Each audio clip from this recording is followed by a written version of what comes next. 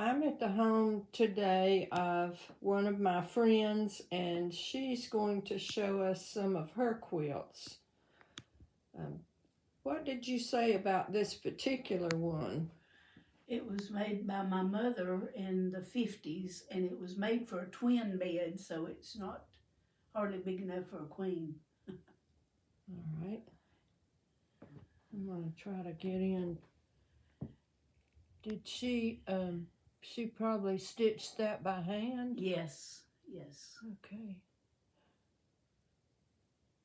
I can remember seeing ladies sitting around a quilt, everybody helping to finish it.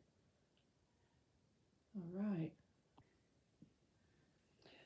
Okay, here's the next one that we're going to look at. What can you tell us about this one? It was made by my mother-in-law in 1984 for our Christmas gift. And it was probably one of her last quilts before she got Alzheimer's. Well, that's a wonderful Christmas gift. And this one, I assume, is the same.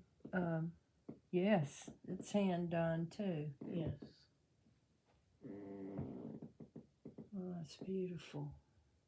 I don't know the name of that pattern, but it's beautiful. All right, and here is the next one.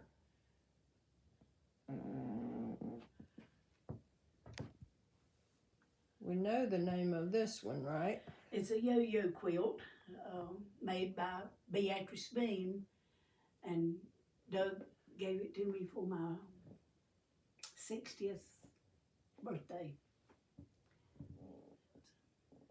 Boy, that is a lot Treasure of work. gift. A lot of work. And a lot of different colors and fabrics too.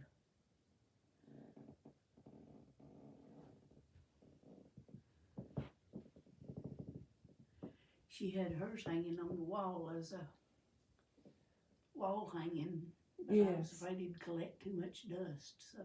Okay. I have another friend that has them hanging on her wall too. It would be beautiful, but I just... Yeah. We have to preserve them. All right, now this one you said was a throw. Yes.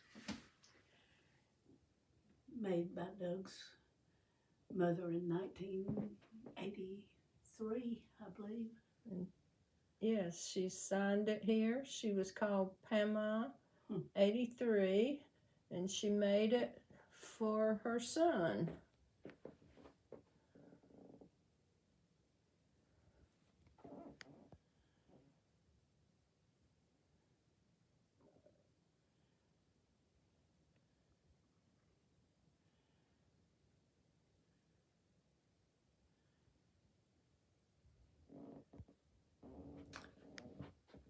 Well, thank you, Patsy, for showing me all of these beautiful quilts. Now, this is a special room, and I want my friend to tell you about Boyd's room.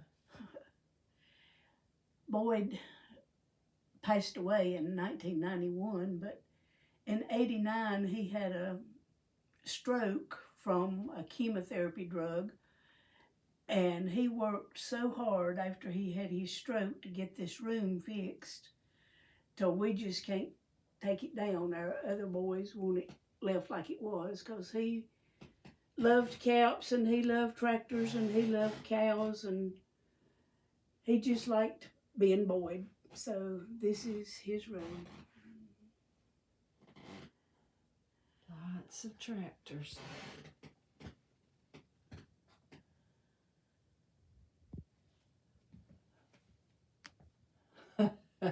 He did have a lot of cows and caps.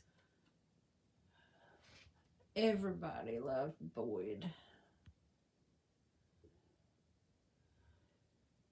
And then this last quilt that we want to see is on Boyd's bed. And of course it's a cow.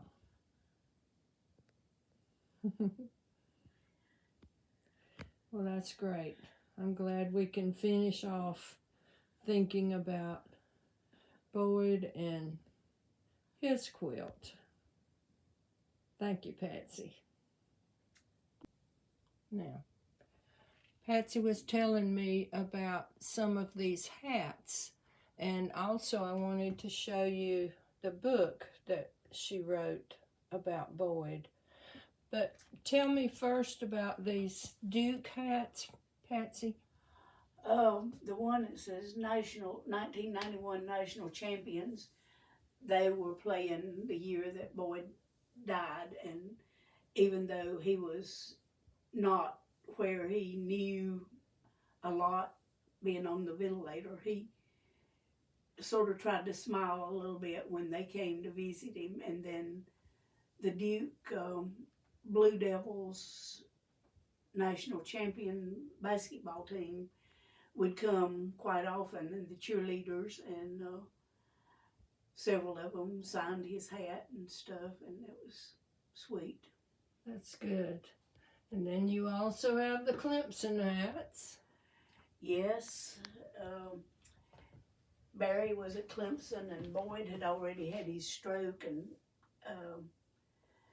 visited Barry. And Frank Howard, who used to be a coach at Clemson, was in the elevator with them. And Boyd and Frank Howard both had canes and was bald-headed and carrying their Clemson cap. And Frank Howard said to Boyd, "You must be kin to me because we're both the same with bald heads and canes and caps." Boyd always wanted to do other things for other people, and we miss him so much.